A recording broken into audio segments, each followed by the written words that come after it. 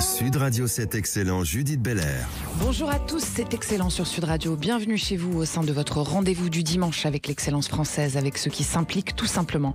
C'est un écrivain prolifique, auteur de best-sellers et un maître du thriller. Il s'est d'ailleurs imposé comme l'une des plumes incontournables du genre. D'ailleurs, si vous aimez les romans noirs, vous le connaissez évidemment. L'écrivain Maxime Chatham est en studio avec vous ce soir pour évoquer son tout dernier livre à l'intrigue haletante, Luxe, tout juste sorti chez Albin Michel, un roman qui tend vers la science-fiction. Et ça, c'est tout nouveau chez vous d'ailleurs. Vous allez nous en dire plus. Bienvenue sur Sud Radio, Maxime Chatham. Bonsoir. Bonsoir. Et puisque les personnages de romans font rêver, n'oublions pas ce qu'on peut rencontrer, enfin tout au plus leur doublure réaliste. Il existe un célèbre musée de la cire sur les grands boulevards parisiens et vous le connaissez tous, chers auditeurs, ou que vous soyez en France, je vous le donne en mille. Oui, c'est bien le musée Grévin. Et je reçois pour vous ce soir son directeur général, Yves Delomeau, pour nous raconter ce lieu mythique et pas que. Yves Delomeau, vous allez aussi nous parler de la statue du docteur Jane Goodall qui fait son entrée chez vous et c'est pas n'importe qui. Bienvenue sur Sud Radio. Bonsoir. Bonsoir. C'est excellent, bienvenue chez vous. Alors Maxime Chatham, comme je le disais en intro, vous venez de faire paraître chez Albin Michel votre tout dernier roman, Luxe, que j'ai dévoré, je le dis aux auditeurs, ça se fait très facilement et c'est très agréable. Alors le pitch quand même, une mystérieuse boule de feu et de lumière apparaît, elle défie toute explication scientifique, religieuse, dans un monde où les éléments se déchaînent littéralement d'ailleurs, et puis à travers l'expérience personnelle d'une mère, de sa fille, vous examinez finalement les répercussions profondes de cet événement sur l'humanité, tout simplement. Alors l'idée grossièrement, c'est qu'une force aussi extraordinaire et inexplicable qu'elle soit, elle peut influencer et redéfinir les vies et la compréhension de ceux qui y croient en fait. C'est ça, Maxime Chatham. Ouais. Oui, en fait c'est la question qu'on se poserait tous, je pense, si demain ça se produisait. Demain il y a une boule de lumière qui apparaît au-dessus de l'océan. Tout le monde va se dire mais qu'est-ce que c'est ? C'est Dieu, c'est les extraterrestres, c'est la Terre qui nous parle. On irait tous avec une explication qui en réalité raconte beaucoup de choses sur ce qu'on est. Ouais. Parce qu'on va d'abord chercher une explication qui nous ressemble. Bien sûr. Et c'était la première question que je voulais me poser dans le livre. Donc, c'était une question d'absolu aussi peut-être un petit peu. Oui. Et c'était d'être concernant, que chaque lecteur se sente plongé dans le récit très vite avec les héros du roman et se pose lui-même la question et se sente projeté dans le récit comme si c'était à lui qu'on s'adressait. Bon, c'est aussi un petit pamphlet pour la laïcité, j'ai l'impression, en tout cas pour l'athéisme d'une certaine manière.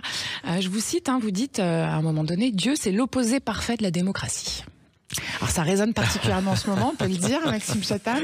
Vous l'avez écrit en amont des événements actuels, on doit le dire quand même. Mais ça tombe au bon moment. Il y a un an, mais c'est-à-dire que quand on regarde un peu de près, d'ailleurs dans le livre, il y a un personnage qui dit dès le début, si la religion aujourd'hui, notamment par exemple chrétienne, débarquait, les gens seraient plutôt pro-Satan. Oui. Parce que le côté, non, je n'écoute pas l'autorité, j'écoute celui qui veut se rebeller, celui qui veut pas se soumettre à une loi inique, ça marche plus aujourd'hui qu'au contraire, l'obéissance absolue, sans se poser de questions. Ça dépend des courants, non ? Oui, alors en tout cas, ça dépend des époques, moi je trouve surtout. Et je pense qu'aujourd'hui, on serait à une ère plutôt diabolique, satanique.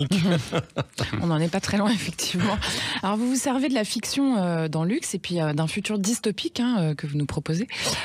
Finalement, dans les premières pages en particulier du livre, dans les 20 premières pages, vous dénoncez tout ce qui vous touche, dans les très objectivement, dans les dysfonctionnements du présent. Vous nous parlez en fait du futur pour nous parler du présent, Maxime Chatham. Complètement. Mais en fait, pour moi, c'est même pas un roman de science-fiction parce que la science-fiction questionne la société de demain. En réalité, moi, c'est celle d'aujourd'hui que je questionne, que j'interpelle. Donc, c'est un prétexte, en fait. Le côté anticipation, dire que le roman se passe bientôt, 3 petits points. Ça permet de dire beaucoup plus de trucs aussi, non ? Bien sûr. En fait, c'est le moyen que j'ai trouvé pour mettre en avant tout ce qui fonctionne pas très bien aujourd'hui, qui m'interpelle, qui m'interroge, voire parfois qui me fait peur, et d'accentuer. Quand on parle de dérèglement climatique, moi j'ai imaginé une vie, qu'est-ce que ce serait que la société si demain il y avait des tempêtes régulières qui frappent Paris avec des vents à 300 km/h, ça donnerait quoi si c'était 1 à 2 fois par an? À quoi ressemblerait notre société dans ce contexte-là? Et j'ai fait ça pour beaucoup d'éléments que je trouve dysfonctionnels aujourd'hui ou en tout cas inquiétants. Et pour le justifier, il fallait un prétexte qui était bientôt 3 petits points de suspension. En ce sens, oui, c'est un roman d'anticipation, mais qui est un prétexte, encore une fois. Ça pourrait tout à fait arriver, clairement, quand on vous lit, vu ce qu'on vit aujourd'hui, en fait. Oui, en fait, j'ai vraiment pris la situation actuelle, je l'ai juste exacerbée un tout petit peu. Donc j'ai poussé les curseurs, j'ai mis au lieu d'être sur 2, j'ai mis à 8 pour voir ce que ça donne. Et dans ce grand bain-là, je projette mes personnages qui sont des projections de nous-mêmes, je pense, lectrices, lecteurs. Et alors tout le monde y prend pour son grade, les politiques, et puis nos comportements aussi à nous, les humains face au changement climatique, les clivages de genre, les luttes de pouvoir, le contrôle par l'argent, enfin tout y passe quoi. Oui, c'est encore une fois le portrait dysfonctionnel de la société telle qu'elle est aujourd'hui. Ouais. Donc oui, alors dans un premier temps, c'est bien de taper sur les politiciens, de les mettre en avant, puis de montrer leur dysfonctionnement à eux. Et puis de rappeler un moment qu'ils sont quand même pas là par hasard, ils sont là parce qu'à un moment on a mis un bulletin dans une urne et donc on les a élus. C'est bien qu'ils l'oublient pas parfois, effectivement. Ouais. C'est ça que vous voulez nous dire en fait. Oui, et de la même manière sur le réchauffement climatique, avec toutes les questions, les questions que se posent les personnages. Est-ce qu'on en fait assez? Est-ce qu'on en a fait assez? Oui, mais à un moment, est-ce que j'ai, à force de critiquer tout le temps les autres, est-ce que moi-même j'ai été dans l'action à un moment? A priori, on a la réponse, non? On a une réponse dans le bouquin, oui, ça c'est certain. C'est peut-être pas la bonne, mais il y en a une.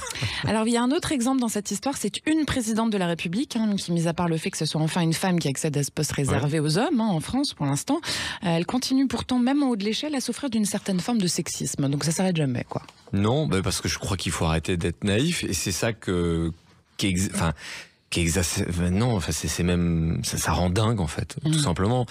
Donc oui, dans le bouquin, le pouvoir, c'est la présidente, c'est une femme. Et d'ailleurs, on se rend compte qu'elle a une compagne aussi. Donc voilà, je me suis dit, tiens, allons-y. On va montrer une société qui a réussi un peu à se moderniser, à être un peu plus ouverte.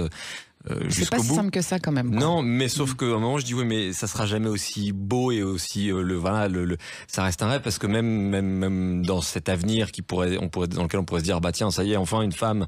Non, malgré tout elle-même, elle se dit je n'ai pas le droit de me montrer tel que je suis, donc 2 tonnes de maquillage, 3 tonnes de filtres, parce qu'on attend ça de moi, parce que je suis une femme.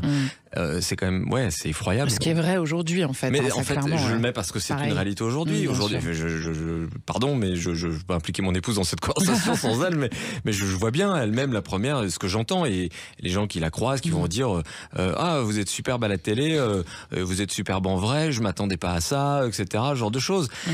Parce qu'on attend d'une femme qu'elle soit aussi physiquement une image et pas un être humain. Il faut toujours se travestir, montrer autrement. Faut jouer des apparences. Juste un moment, le naturel n'a pas le droit de citer. Ouais. Effectivement. Il y a un autre de vos sujets, justement, c'est aussi l'art, qui, selon vos propres mots, donne du vrai à ressentir à travers ce qui ne l'est pas initialement, parce qu'il crée une émotion et l'envie de vivre pour de vrai. Ouais. Donc ça, c'est une déclaration d'amour à l'art en général, à la culture, à la littérature, qui peut peut-être sauver l'humanité, c'est ça que vous nous dites ? J'aimerais y croire, puisque c'est un peu une des idées du livre, même si celle-ci est une des idées et elle est probablement un peu naïve, donc derrière il y a quelque chose de bien plus concret dans le roman. Mais oui, comme tous les romanciers, comme tous les artistes, j'ai la folie de croire que l'art est essentiel à la vie, en tout cas à ce qui nous différencie des animaux, et que si on veut continuer de progresser dans cette société qui arrive à s'éduquer, à se civiliser réellement, l'art est une solution. Ce n'est pas la solution, mais c'est une solution. Parce que c'est ce qui nous différencie des instincts humains. Ouais. Je veux dire, nos instincts animaux, pardon. On n'arrête pas de dire oui, il faut arrêter d'être comme ci, comme ça, etc. Mais globalement, ce qui nous pose problème, c'est nos comportements. Alors c'est beaucoup d'atavisme de nos comportements animaux. Mais il faut arriver à s'en détacher tout en restant profondément biologiquement ce qu'on est, pour pas devenir des machines. Et donc il faut trouver cette nuance qui est compliquée à trouver, surtout dans une société aujourd'hui qui est très très très exigeante dans sa vitesse de développement. Et aujourd'hui, quand on dit il faut être comme ça, il faut être comme ça. On prend plus le temps de se dire attendez, il faut de la nuance, parce que à force de vouloir aller trop vite, on fait n'importe quoi. Et il faut comprendre pourquoi on en est arrivé là, et pour pouvoir par petites touches trouver le juste équilibre entre les uns et les autres. On parle notamment dans le bouquin des relations entre les hommes et les femmes. Alors je suis bien content que MeToo soit passé par là. Mais aujourd'hui, quand on voit aussi, et je dis pas mais, je dis et, quand on voit parfois les relations entre les hommes et les femmes, et dans le bouquin je l'accentue énormément, les uns ont peur des autres quasiment. La fertilité s'est effondrée de manière biologique, mais aussi parce qu'ils n'arrivent plus, ils n'osent plus, n'ont plus envie de se reproduire. Il y a tous ces éléments-là. Parce qu'en fait, à un moment, on va tellement vite qu'on réfléchit pas toujours de façon globale. Alors Yves Delomo, pour vous faire participer un peu à cette conversation, je rappelle quand même que vous êtes directeur général du musée de Grévin. Et pour rebondir sur cet échange, en fait, la représentation artistique, on est un peu au cœur du musée Grévin aussi. Elle prend vie à travers vos reproductions en cire de personnalités. Ça crée une connexion émotionnelle forte entre les visiteurs et les personnages représentés. Enfin, moi, j'y suis allée au musée Grévin depuis petite. C'est vrai, quand on va voir celui qu'on aime depuis toujours et qu'on le voit, même si c'est pas en vrai, en cire, ça nous touche. Et justement, ça permet peut-être aussi d'avoir une perception plus juste de la dite personnalité. Qu'est-ce que vous en pensez, le fait que l'art soit passé par là, en fait? On essaye d'être dans l'hyperréalisme. C'est d'ailleurs pour ça que nos ateliers font un travail assez particulier. Ils sont classés comme entreprise du patrimoine vivant. Et il faut créer cette rencontre. C'est pour ça que le regard, c'est des prothèses oculaires, les dents, c'est des prothèses dentaires. Enfin, les cheveux, c'est des vrais cheveux. Mais il faut vraiment arriver à créer cette rencontre. Et c'est pour ça qu'on utilise encore des sculpteurs. Parce qu'on pourrait faire aussi, on pourrait dire, on fait un scan, on fait tout par informatique. Et en fin de compte, on n'arrive pas à faire une expression.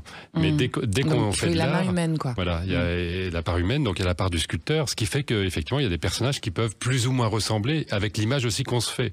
Et dès qu'on prend une photo, déjà on transforme le personnage qui est en 3D, mais heureusement, il y a encore cette patte artistique, il y a encore ce sculpteur qui fait qu'on présente une œuvre et que cette œuvre, elle est pas parfaite. Et c'est ça qui crée l'émotion, en fait. Oui, c'est ça qui crée l'émotion. Si c'était la machine, ça marcherait moins, quoi. Ça marcherait moins. Et souvent, l'émotion est plus forte quand on a pu rencontrer la personne qui va être présentée. Ouais.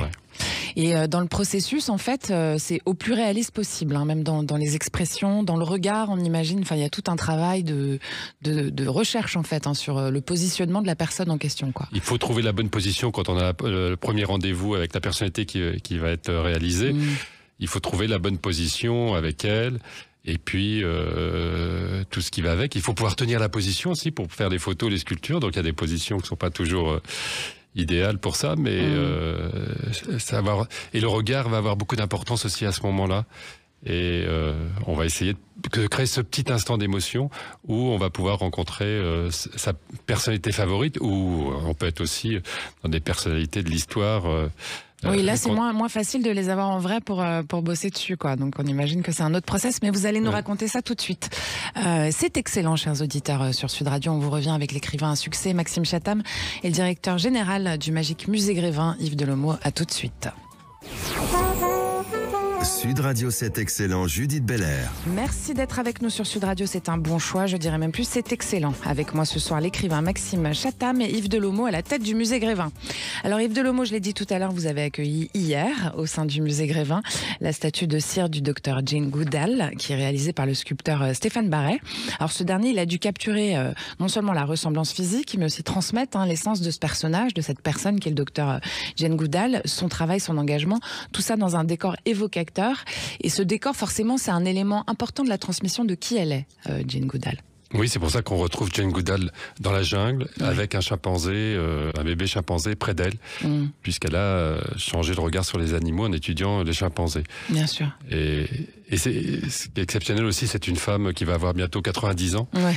Et donc il fallait que cette présence soit forte. Et ça a été un travail à la fois de sculpture, mais aussi de mise en couleur, puisque c'est de la peinture à l'huile après sur la cire pour poser. Et cette peinture aussi a beaucoup d'importance. À chaque fois, dans toutes les statues, c'est de la peinture à l'huile qui vient. C'est de la peinture à l'huile sur la cire, effectivement, pour travailler les traits, la couleur de la peau, etc. Et pour un sculpteur, Jane Goodall était un sujet très intéressant. Bien sûr. Et c'est le même, c'est Stéphane Barret qui vient peindre ensuite, ou c'est deux personnes différentes? Parce que lui, il sculpte. Alors Stéphane Barret fait la sculpture, et après il va suivre la réalisation du personnage dans nos ateliers. D'accord. Mais c'est pas les mêmes, effectivement, qui vont peindre. C'est une autre spécialité. C'est pas les mêmes qui vont implanter les cheveux un par un avec des cheveux naturels. C'est pas les mêmes non plus qui vont faire les yeux. Donc il y a beaucoup de métiers différents qui vont. Oui, pour les cheveux, il faut en général un mois parce qu'il faut les implanter un par un. C'est combien de temps pour faire une statue complète? C'est 6 mois de travail. Avec en général 3 étapes, c'est-à-dire que on rencontre la personnalité au départ pour prendre toutes les mesures, les photos, prendre les couleurs des cheveux, des yeux, de la peau, et puis après on vérifie la sculpture en plastiline, une sorte de terre glaise, et puis après il y aura encore un rendez-vous à la fin pour vérifier les yeux, les dents. Et alors quand la personne elle est décédée, vous faites comment? Alors là on travaille sur photo. Ouais. travaille sur photo, ce qui est pas évident. Là, on vient de refaire Claude François parce qu'il est toujours d'actualité et c'est toujours très compliqué de faire sur photo. Et puis chacun a son interprétation, son image à une certaine époque. Il faut choisir la bonne époque pour représenter le personnage. Alors un petit rappel tout de même pour nos auditeurs. Jane Goodall, c'est une éminente ethnologue britannique qui a mené des études révolutionnaires, vous le disiez, sur les chimpanzés au Kenya, qui ont redéfini notre compréhension des animaux en général. Elle est aujourd'hui ardente défenseur à 90 ans, donc de l'environnement, fondatrice de l'Institut Jane Goodall, ça date un peu. Elle œuvre notamment pour la préservation des chimpanzés, puis de la flore et de la faune de la planète. Yves Delomo, le choix de cette éminente activiste, c'est vraiment une activiste aussi, très respectée. Est-ce que c'est aussi pour contribuer à sensibiliser le public aux enjeux environnementaux? Parce qu'il y a un sujet quand même. Il y a un sujet. Alors la première démarche a été de dire, on veut une personne emblématique, qui soit une femme mondiale, et qui soit pas du showbiz ni américain ni anglais. Et surtout pas américain. Donc effectivement, et en fin de compte, on a trouvé que Jane Goodall, qui avait une telle ampleur internationale, et vous pouvez d'ailleurs trouver son nom sur les murs de Trouville, enfin de façon comme ça inopinée. Elle est dans l'esprit. Elle a vraiment fait un parcours depuis 90 ans qui est assez exceptionnel. Et on s'est dit, voilà vraiment une célébrité, puisque nous, c'est aussi un journal d'actualité. Et ça serait dommage. C'est un journal d'actualité. Le Musée Grévin a été créé en 1882 par Arthur Meyer, qui était un directeur de journal, le journal Le Gaulois, parce que la photo coûtait très cher à reproduire, et donc des gens réclamaient, mais quel visage ont ces personnages dont on parle dans les journaux. Donc Musée Grévin était d'abord un journal d'actualité, et c'est pour ça aussi qu'à une époque on a représenté les criminels, ce qu'on pourrait plus faire maintenant, dans le Musée Grévin. Alors justement, l'intégration de la statue de Jane Goodall, il y a aussi une action concrète de votre part. Il y a votre soutien financier à son institut, puisque vous allez reverser une partie des bénéfices de votre billetterie durant le mois de décembre. Mais c'est pas rien, la billetterie du mois de décembre au Musée Grévin. Le but, c'est d'encourager l'action collective aussi pour le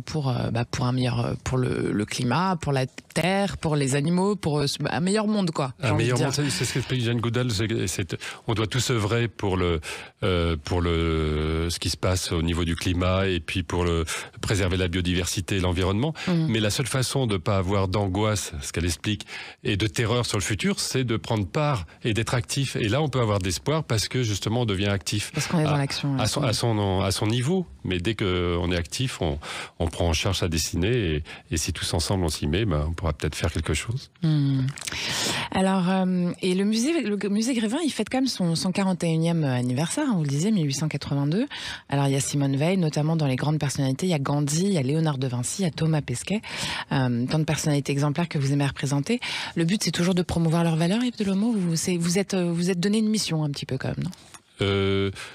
Pour Jane Goodall, il y a une sorte de mission. Pour d'autres personnages, pas forcément. On fait toujours, par exemple, le président américain, on fait toujours le président français, on fait toujours le pape en général. Et quand ils sont plus présidents, ils s'en vont.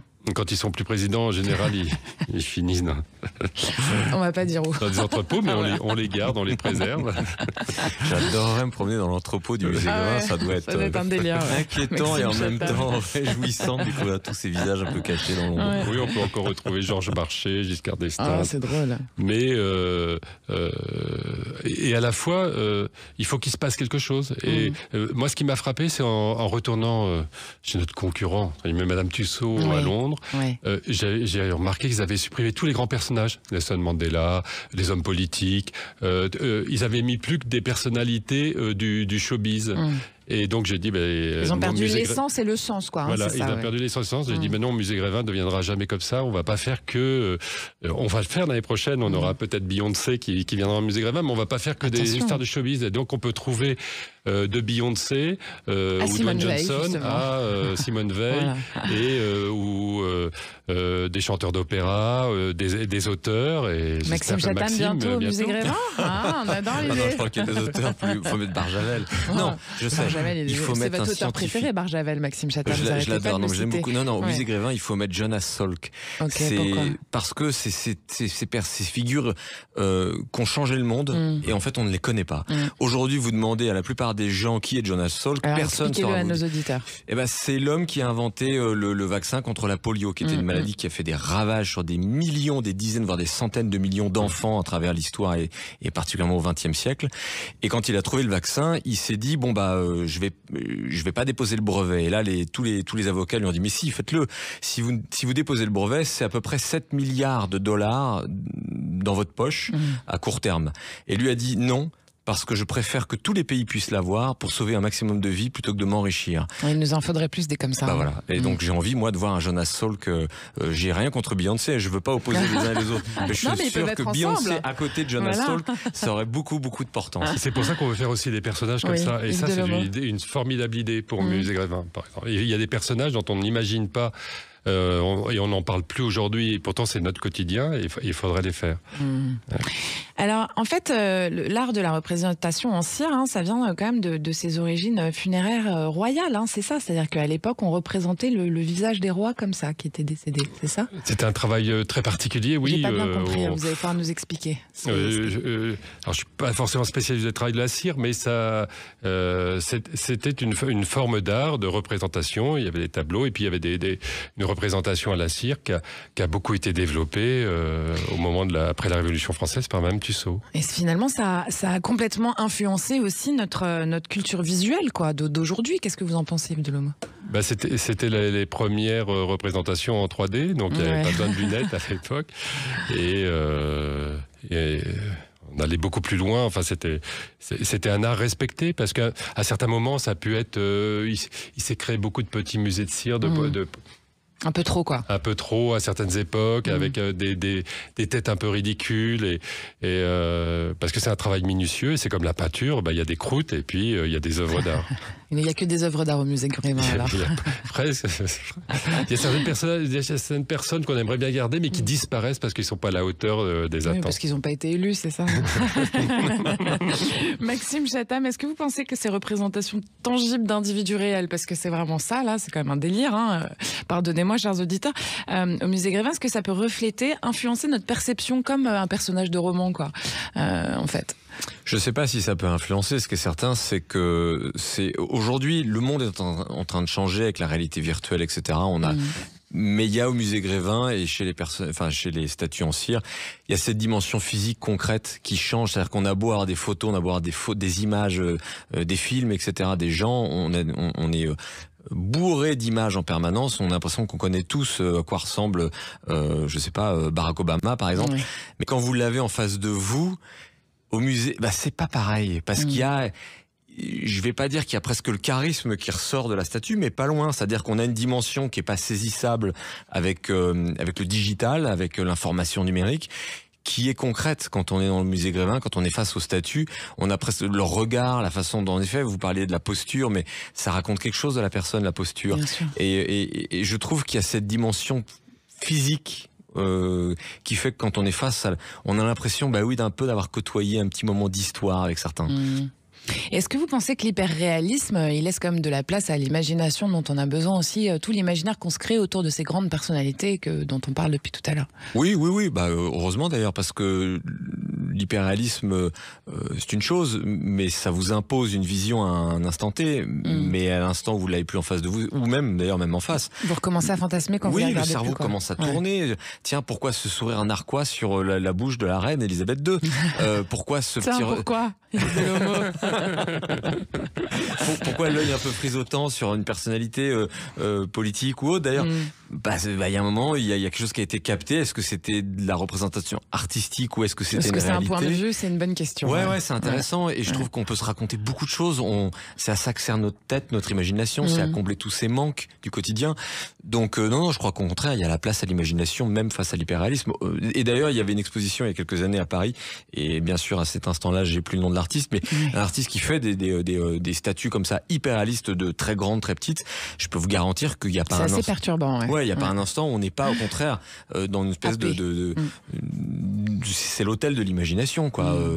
Face à ces gens, ces regards parfois plus grands que la nature ou plus petits. Enfin, il se passe tellement de choses. Oui, en fait, c'est l'émotion. Dès qu'il y a de l'émotion, la suite de l'émotion, c'est l'imagination. On en revient au rôle de l'art. Et c'est excellent sur Sud Radio avec l'écrivain Maxime Chatham et son roman Luxe, sorti chez Albin Michel et Yves Delomo, à la tête du musée Grévin qui accueille la statue du docteur Jane Goodall. Restez avec nous, nous on revient évidemment. Sud Radio, c'est excellent, Judith Belair. Merci d'écouter Sud Radio, c'est excellent comme tous les dimanches. Vous êtes ici chez vous, chers auditeurs, avec l'écrivain à succès Maxime Chatham et le directeur général du Magique Musée Grévin, Yves Delomo. Alors Maxime Chatham, en tant qu'auteur prolifique aux œuvres variées, est-ce qu'il y a un personnage ou un univers spécifique que vous avez créé et qui vous tient vraiment à cœur? Ou il y en a plusieurs peut-être? Ouais, non, enfin je crois pas qu'il y en ait un plus qu'un autre. Il y en a qui m'ont marqué, mais pour des raisons très personnelles, mais non, parce qu'en fait, à partir du moment où le roman est publié, c'est que j'en suis très fier, très heureux, et que ça devient un de mes enfants, en fait. Donc j'ai cette perte d'objectivité qu'on a face à ses propres enfants, qui fait que je les trouve très beaux et très réussis. Sinon, ils sont pas publiés. C'est l'avantage du romancier, c'est qu'on peut, jusqu'au dernier moment, se dire non, ça, c'est pas à la hauteur. Parce qu'encore une fois, pardon de filer la métaphore un peu jusqu'au bout, mais on n'est jamais objectif quand on regarde ses enfants, on les trouve plus beaux que le reste du monde, alors que c'est pas vrai. Mais pour un romancier, c'est pareil, il faut avoir ce sentimental. Si moi j'ai le sentiment qu'un de mes textes... Pourquoi ils sont pas beaux, vos enfants? Non mais c'est pas... Ouais, j'espère pas qu'ils nous écoutent surtout. Non, ils sont magnifiques au contraire. Mais mes romans, si j'ai le sentiment qu'ils sont pas au maximum de ce que je pourrais obtenir... Comme j'ai un rapport très affectif avec eux, je sais que je suis dans la subjectivité totale. Et donc j'ai besoin de me dire qu'ils sont formidables, que j'ai fait mon maximum pour pouvoir objectivement se dire bon bah en réalité non, ils sont certainement bien moins réussis que ce que j'imagine moi, mais ça peut peut-être être déjà très bien pour les autres. Donc vous poussez le détail à l'outrance, que c'est une recherche d'excellence permanente en fait quand vous travaillez. Comment vous faites? Vous avez des gens qui lisent pour vous ou Alors déjà moi je me fixe des objectifs, j'essaie de faire en sorte que j'ai beaucoup d'idées. Mais des idées sont pas toujours bonnes. Et pour être sûr qu'une idée est intéressante, il faut que je sois certain d'avoir identifié un sous-texte qui fait sens avec cette idée et de trouver l'alchimie entre les deux. De me dire ok, c'est un divertissement parce que c'est ce que j'aime écrire. Je veux divertir les gens. C'est une littérature très populaire au sens. Ce qui n'empêche pas d'être très bien écrite, je tiens à le dire. Bah c'est gentil, merci. Mais je veux divertir. Mais justement, divertir est aussi un moyen ludique de faire réfléchir, de s'amener à parfois aller dans des directions qu'on n'aurait pas osé, des questionnements qu'on n'aurait peut-être pas des questions qu'on ne serait pas posées soi-même. C'est ce que j'essaie de faire dans chacun de mes livres. Et donc, je me documente énormément. Je structure mes livres, mes personnages. Pourquoi vous avez quand même souvent des mondes assez sombres et tout. Comment vous faites vos recherches? Est-ce que vous partez de faits divers quand vous parlez d'un thriller? De comment vous inspirez? C'est une image? Alors, pour ce qui est, parce que, en effet, j'écris plein de choses différentes. Quand j'écris des thrillers, et notamment des thrillers très noirs, parce que thriller, c'est vraiment une façon de faire. On peut faire des thrillers romantiques, par exemple. Thriller, en gros, c'est l'art du montage. C'est des chapitres assez courts et vous coupez au moment où où on a envie d'en avoir un peu plus. Série, quoi. Mais où l'information est donnée, la principale, et vous passez au chapitre d'après. C'est un peu comme une série, comme vous dites, mais on peut faire ça avec tous les genres. Moi, quand je fais des thrillers très noirs, c'est effectivement très documenté. Je pars pas de faits divers parce que j'aime bien au contraire inventer. En revanche, je pars d'une réflexion autour de quel est le point de vue que j'ai envie d'adopter et pourquoi ce livre-là, qu'est-ce que ça va apporter à mes romans précédents d'abord, et quel genre de réflexion ça va amener dans la tête des lectrices, des lecteurs. Et donc par exemple... Parce que ça c'est important d'amener la réflexion dans la tête de vos lecteurs. Oui, parce que je vais pas dire que sinon parce que du divertissement qui fait réfléchir, c'est original, quoi. Je pense que c'est le propos d'un bon divertissement avant tout, parce que sinon c'est pas vain, c'est pas vrai, mais c'est juste tiens, je me suis diverti quelques heures, je passe à autre chose. Mais si en plus de ça, je peux avoir appris des choses. On parlait de Jonas Salk tout à l'heure. Jonas Salk, il est dans mon roman. J'en parle. Et d'ailleurs, c'est dans la bouche d'un des personnages qui dit je regrette qu'aujourd'hui on apprenne. C'est très bien qu'on apprenne aux enfants qui est Mbappé. C'est formidable. On a besoin de modèles comme lui. Il est formidable. Mais je regrette qu'en plus de Mbappé, on n'enseigne pas aussi dans les écoles aux enfants qui est Jonas Salk. Et c'est un exemple parmi d'autres. Et donc, pour moi, la littérature, c'est ça. On s'amuse, on se divertit. Mais si en plus on peut ressortir d'un livre avec des choses qu'on a appris et parfois des questions qu'on s'est posées, qu'on n'aurait pas osé peut-être se poser avant, et ça a suscité une forme de dialogue, parce que la littérature peut être interactive. Je le crois sincèrement. Un bon bouquin qui vous amène à vous interroger, c'est un roman qui crée une interaction entre vous, le livre, et donc dont on ressort avec quelque chose qui traîne derrière, une rémanence. Yves Delomo, vous avez un truc au musée Grévin qui s'appelle l'Académie Grévin, je voulais en parler quand même, qui est présidé par Stéphane Bern, qui est composé notamment Daniela Lombroso, Gérard Rolls, William Lémergie, Laurent Boyer. On a Jacques Pessis aussi de Sud Radio qui fait partie de votre académie. C'est cette académie-là qui élit les personnalités dignes de figurer au musée Grévin. C'est quoi le processus de sélection ? Alors c'est d'abord un bon repas. Ou une bonne émission. Et on va proposer une liste de célébrités, mais on peut sortir de cette liste. Enfin, donc c'est que pour les personnalités françaises, effectivement, ou francophones, qu'on utilise le processus de l'Académie. Et à partir de cette liste, il va y avoir une discussion autour de la table, et puis on va voter. Et on essaye que ces personnes durent dans le temps, parce que de réaliser un personnage de cire, ça a un coût important, 6 mois de travail. Ça dure au moins 2 ans, quoi. C'est quoi le temps de durée? 4-5 ans, si vous pensez que dans 4-5 ans il est encore là, vous faites il faut que le talent dure un peu de la personne qui va être sélectionnée. On parle de donc c'est souvent des gens qui sont déjà un peu installés dans leur carrière, quoi. Il peut y avoir des gens assez étonnants. On a fait récemment cette année Squeezie parce qu'il y avait une vraie demande. Vous avez fait la Patte Patrouille aussi. Et il y a la Patte Patrouille qui n'a pas été élue par l'Académie Crève. Pardon, je suis obligée de le dire. C'était vraiment, on essaye de faire pour tous les âges, c'est-à-dire que on puisse visiter le musée. C'est un musée populaire, comme les romans de Maxime, et on veut que ce soit un musée populaire, et donc il faut qu'il y en ait pour tout le monde. Et à cette occasion, justement parce qu'on attire, par exemple, les petits avec la Patte Patrouille, on va leur parler de Jane Goodall. Et donc c'est l'objectif d'avoir des sortes de bonbons pour attirer, puis après de donner un peu plus de contenu à ce qu'on va présenter. Alors une fois que vous avez établi votre liste de personnalités, je crois que c'est des sélections biannuelles, c'est ça, c'est 2 fois par an? Oui, tout à fait. Une fois que vous avez sélectionné tout ça, il faut que vous alliez les voir, les personnalités en question, si elles sont encore en vie, pour leur proposer. Et c'est forcément avec leur accord. C'est forcément avec leur accord. Et comment ça se passe derrière? Alors, il faut qu'ils viennent. Ensuite, il y a un rendez-vous. Ils rencontrent l'Académie. On a envie d'avoir un peu les coulisses. Alors, ils rencontrent pas l'Académie. On leur téléphone après. Ils acceptent ou non de rentrer au musée Grévin. Il y en a qui refusent? Quelquefois, il y en a qui quelquefois ils refusent en disant non, j'étais mieux quand j'étais un peu plus jeune, maintenant j'ai pas envie. Ou alors j'ai trop de ventre, j'ai trop de rides. Oui, parce qu'en fait vous les prenez à la période où ils sont, quoi. C'est-à-dire que vous n'allez pas faire Brigitte Bardot dans les années 50, quoi. Jane Goodall, on l'a peut-être rajeuni de quelques années, mais on fait... De 5 ans.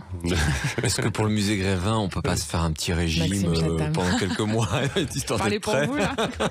Alors c'est le problème qu'il y a, c'est que comme il faut 6 mois, il y a quelquefois des personnes qui ont fait un régime entre-temps, et le jour de l'inauguration... Ils sont embêtés parce qu'en fait, ils ont l'air moins gros. On a déjà refait des corps au dernier moment. Parlons vrai sur Sud Radio. On a déjà refait des corps au dernier moment parce que... D'accord. Donc dans ces cas-là, c'est pas trop compliqué d'enlever un peu de ventre. C'est mieux ou sinon c'est faisable. En fait, tout est faisable. Tout est faisable. Souvent, on peut demander quelquefois d'enlever quelques rides. Et alors, une fois que la statue est faite, alors on se souvient de la statue de Dwayne Johnson qui a fait grand bruit il y a peu de temps, puisqu'il se trouvait pas assez noir, on peut le dire aussi. Donc vous avez dû retravailler la couleur de peau. Il l'avait pas prévalidé, sa statue, lui? Alors non, parce que il pouvait pas se déplacer, donc on l'a fait sur photo. D'accord. Lui, il a pas réagi. C'était une photo avec une lumière un peu trop blanche, quoi. Ça. On a beaucoup de photos avec des teints différents, et on travaille à la lumière naturelle. D'accord. Le problème, c'est que on l'a mis sur un fond noir et avec une lumière trop forte, et dès qu'on prenait la photo, il a paru beaucoup trop blanc. Il l'était, de toute façon, son teint, je pense, était trop clair. Il nous arrive, parce que c'est comme présenter des œuvres, et des fois, il nous arrive effectivement de...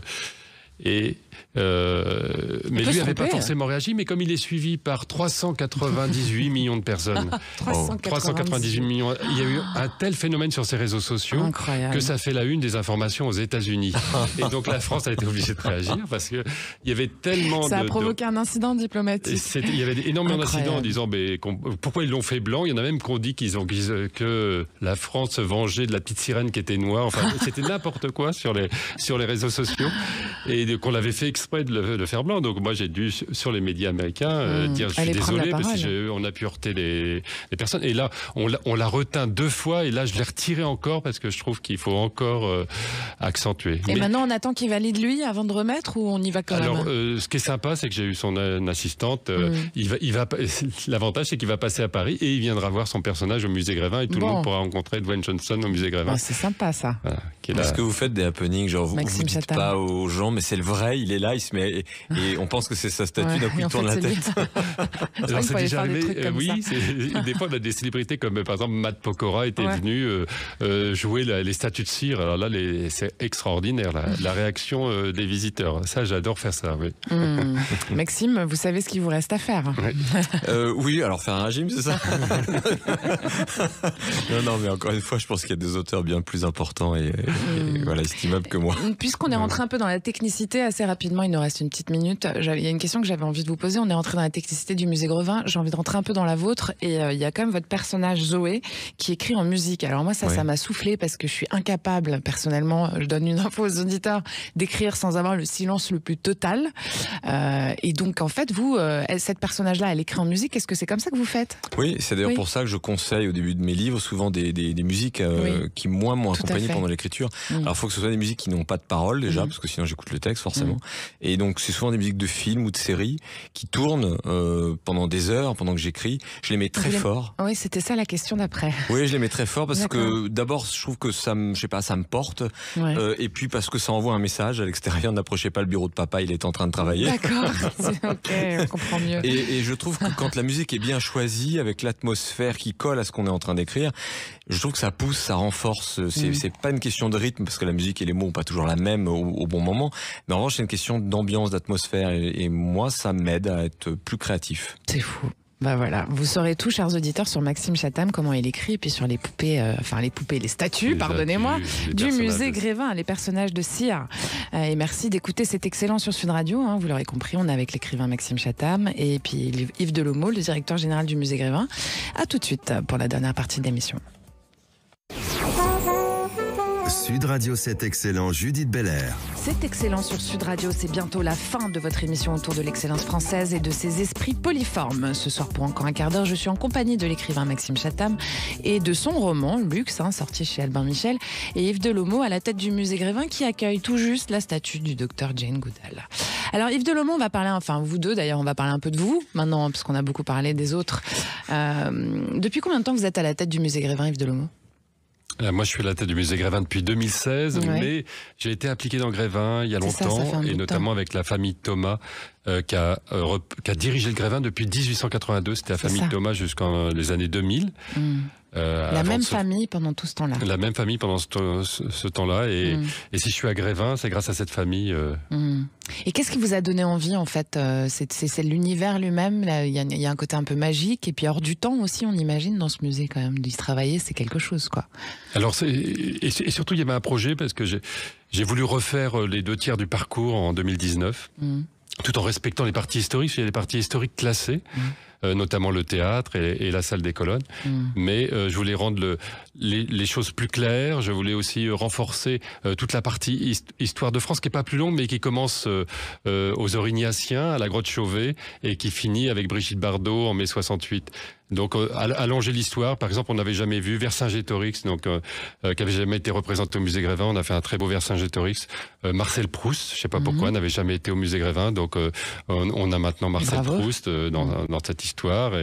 Et on avait Rodin, mais on a décidé de mettre plutôt la sculpture de Rodin et mettre Camille Claudel à la place. Donc voilà. Ça, c'est un acte féministe. Oui, on essaye. On essaye parce que c'est vraiment, il y a un manque de personnages féminins et surtout dans le sport, parce qu'à un moment dans le sport, on n'avait plus aucune femme. Et heureusement, on a rentré Clarisse Agbenienou, parce qu'il n'y avait plus aucune femme dans le sport qui émergeait, alors qu'il y en a eu beaucoup à une époque. C'est-à-dire qu'on devient une époque plus féministe, mais avec moins de femmes qui émergent en termes de célébrité dans le sport et dans d'autres domaines. Ah oui, c'est vrai, vous trouvez qu'il y a moins de femmes qui émergent? Sauf en littérature. Alors pas en littérature noire, moi j'ai un constat que j'ai souvent fait en France, parce qu'à l'étranger il y en a pas mal. En France il n'y a pas énormément, enfin attention, je me corrige, il y a énormément de femmes qui écrivent de la littérature noire, mais il n'y en a pas énormément qui accèdent à une forme de notoriété importante, c'est-à-dire que je sais pas à quoi c'est dû, mais des romans qui sont très très bons, de la très bonne littérature, mais qui ne sont pas légales en termes de succès, de vente, etc. et d'exposition médiatique des auteurs hommes qui font du noir. Et ça, c'est peut-être un truc à corriger. Oui, tout à fait. Et c'est pour ça que voilà, on était en cours de réaliser aussi Leila Slimani. Pour l'instant, qu'on n'a pas pu encore rencontrer, mais on espère que ça puisse se faire bientôt. Il y en a pas mal, des dans le roman noir, qui effectivement, il y a des femmes intéressantes. Alors, juste une autre question un peu plus personnelle, parce que vous ramenez ça au musée à chaque fois, mais la question, elle était personnelle au départ, Yves Deloveau. Vos rêves de jeunesse, c'était là où vous êtes? Est-ce que ça a influencé votre vision aujourd'hui? Est-ce que vous êtes là où vous aviez envie d'être? Quand j'étais jeune, moi, le musée Grévin, c'était trop noir, trop sombre. Moi, c'était la découverte du monde. Et c'est pour ça que j'ai fait à une époque une faculté de géographie. C'était vraiment voyager et découvrir le monde et vivre des aventures comme Jane Goodall. D'accord. D'où aussi votre volonté de la faire entrer dans les personnages du musée, quoi. Ben oui, parce que de se dire, comme elle s'est dit, que Homo sapiens, c'était pas le centre du monde, mais c'était que on n'était que un être parmi les autres animaux. Donc, et puis j'avais fait en plus de la géographie l'école hôtelière de Paris parce que moi j'aime bien faire passer un bon moment à quelqu'un. Donc je trouvais fabuleux de faire de la restauration ou de l'hôtellerie, c'est un moment où on peut vraiment s'occuper de quelqu'un.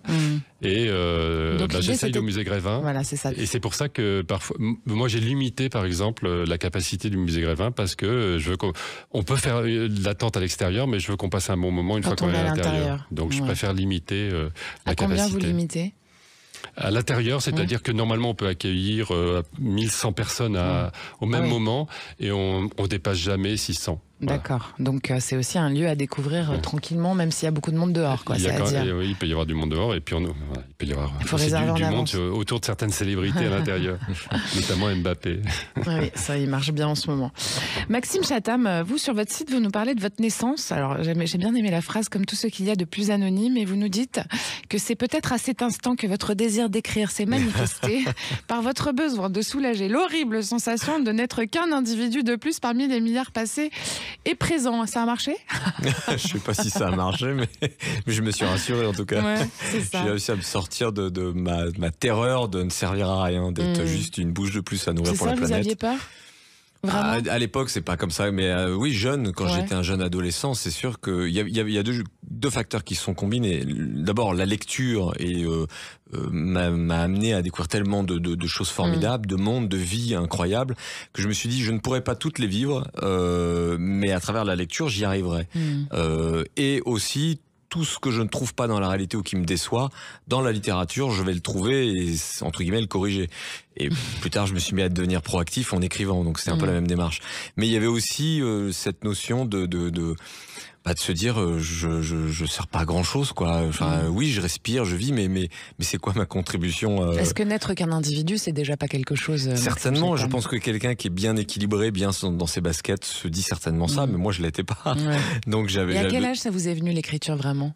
C'est un journal. J'ai commencé à écrire par besoin vraiment d'écrire vers 14 ans. Là où, c'est-à-dire qu'à un moment où la lecture me suffisait plus pour m'équilibrer et me dire voilà, le monde est moche, les valeurs, tout ce que j'y attendais, je les trouve pas, je les vois pas, elles sont phagocytées, alors que dans la littérature elles existent, et si en plus je me mets à écrire, je vais pouvoir les mettre en scène, me confronter moi-même à des interrogations. Donc au début j'écrivais pour moi, juste pour me faire plaisir et pour me rassurer, très égoïstement. Et c'est des années plus tard, c'est presque 10 ans plus tard, vers 22 ans à peu près, que j'ai eu envie d'être lu, d'être publié, parce que je me suis dit, mais en fait ce que je fais, j'ai peut-être une raison de le partager, parce que au début j'avais le sentiment que ça me donnerait l'impression, l'illusion d'être moins seul, de voir que si d'autres gens se mettaient à me lire et à aimer ce que je fais, je puisse me dire, bah tiens, c'est la preuve que tout ce qu'il y a dans ma tête n'est pas que dans ma tête. Et donc on va être nombreux à partager ça. Donc si on est nombreux, le monde est un peu moins moche. Oui, c'est vrai. Voilà, c'était peut-être un peu trop auto-centré à ce moment-là, mais en tout cas, c'était un moyen de me rassurer. Vous avez dépassé cette peur, du coup, le fait d'avoir réussi à concrétiser par l'écriture fait qu'aujourd'hui, vous n'avez pas de problème avec le fait d'être un individu. Non, mais je continue de m'interroger régulièrement sur, surtout quand on a une petite voix, une petite portance, quelle qu'elle soit. Qu'est-ce qui vous pousse à écrire? C'est ça, c'est un truc qui vous touche tout d'un coup et qui vous pousse en fait, qui vous donne envie, quoi. Oui, en fait, c'est la collision de plein de choses. C'est ce besoin de sortir des choses que j'ai dans la tête, des idées, d'en faire quelque chose. J'aime travailler, j'aime être face à mon écran vide et me dire, j'ai un défi, c'est d'arriver à écrire un nouveau bouquin un fameux thriller, parce qu'un thriller, c'est de l'horlogerie de haute précision. Vous retirez un chapitre, tout s'effondre. Est-ce que je vais être capable d'en faire un de plus ou pas, ou est-ce que ça marchera pas? Et puis à un moment, est-ce que ce bouquin-là, j'avais le sentiment qu'il a une utilité, qui va s'inscrire dans quelque chose, une démarche qui est la mienne, mais qui va pouvoir avoir une voix, une résonance auprès d'un certain public, et de me dire, une fois que c'est fait, quand le livre sort, comme Luxe par exemple, je me dis, il vous appartient plus, j'ai envie de dire à ce moment-là. D'abord, il m'appartient plus, les personnages ne m'appartiennent plus, ça j'en parle un peu dans le livre, parce que c'est une romancière qui est héroïne, mais tout le processus de création est intéressant, ça raconte beaucoup de choses, mais au-delà de plus m'appartenir, parfois je me dis, ce livre-là, il n'est pas vain, je l'ai pas fait pour rien, parce que je crois que même si une ou deux personnes ils trouvent quelque chose de fort et que ça leur reste dans la tête pendant 10 ou 20 ans, ça aura suffi. Il n'y a pas besoin de faire ça sur 500 millions, il suffit déjà d'arriver à le faire sur une ou deux personnes. Si on arrive à avoir une incidence positive sur quelqu'un, ça vaut le coup de faire ce qu'on est en train de faire. Bien sûr. Yves Delomo, justement, quand on écoute Maxime Chatham sur ce défi, le fait de se lancer en fait à un moment donné et de se pousser jusqu'au bout pour arriver à la finalité, même avec le risque de parfois déplaire au public, c'est quelque chose qui résonne chez vous aussi, je suppose. Oui, il faut pas hésiter à déplaire parfois. Je sais que moi j'ai reçu des menaces quand on a retiré Trump du parcours. Et pas de félicitations. Des félicitations, c'est moi. Ou quand on a retiré Poutine, c'est pas toujours évident. Vous l'avez enlevé quand, Poutine? Dès qu'il a commencé à envahir l'Ukraine, et voilà, beaucoup se sont assuré en disant si le musée Grévin commence à faire de la politique, mais pour moi c'était pas de la politique. Il avait déjà été agressé, poignardé par des fémènes les seins nus dans le musée Grévin déjà. Donc voilà, le musée Grévin peut parfois provoquer des émotions fortes. Voilà. Ouais. Mais bon, on comprend aussi que finalement vous êtes le journal de la société, donc ce que vous nous disiez tout à l'heure. Donc on se dit c'est vrai que enlever la représentation de Poutine, c'est quand même un peu un choix politique. Yves Delomo, vous pouvez le dire. Il faut pas qu'on ait à restaurer les personnages, il faut pas qu'ils se fassent agresser en permanence. Poutine, voilà. D'accord. Mais il y a des choses qui sont pas. C'est dur de passer devant certains personnages tous les jours. Ouais. D'accord. C'est vraiment un choix de votre part. Maxime Chatham, pour finaliser, c'est quand même Barjavel, faut en parler. Puis vous parlez aussi du Seigneur des Anneaux de Tolkien. C'est vos catalyseurs d'envie d'écrire ça au départ, parce que c'est des univers absolument incroyables. Et c'est aussi le cas aujourd'hui finalement, parce que vous en parlez beaucoup de Barjavel par exemple.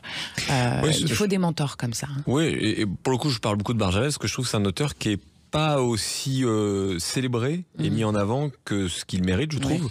Alors on continue de l'étudier un peu à l'école, mais c'est pas systématique. Je trouve que on a une belle tradition de la littérature de divertissement qui pose des questions en France.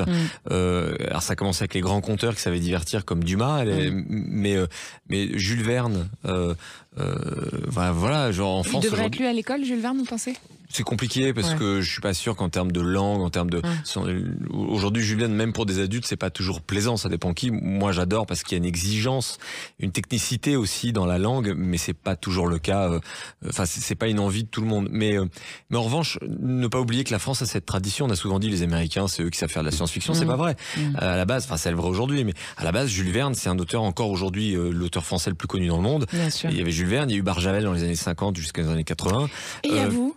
Oui, alors moi je fais pas de la SF, mais aujourd'hui des auteurs vous en êtes pas loin là. Non mais comme Damasio en France, c'est un auteur qui je pense laissera une trace. Alain Damasio, et il y en a d'autres. Je pense qu'on a ce savoir-faire, mais qui est pas toujours mis en avant. Et Barjavel, je trouve, l'illustre bien, parce que pour le coup, il y a une espèce de consensus autour de sa popularité, de son savoir-faire, et surtout de tout le monde peut lire Barjavel. Alain Damasio, peut-être que c'est une question de goût et certains n'aimeront pas, même si c'est un auteur formidable. Barjavel, vous pouvez mettre Le Grand Secret ou La Nuit des Temps dans les mains d'à peu près n'importe qui, ça va marcher.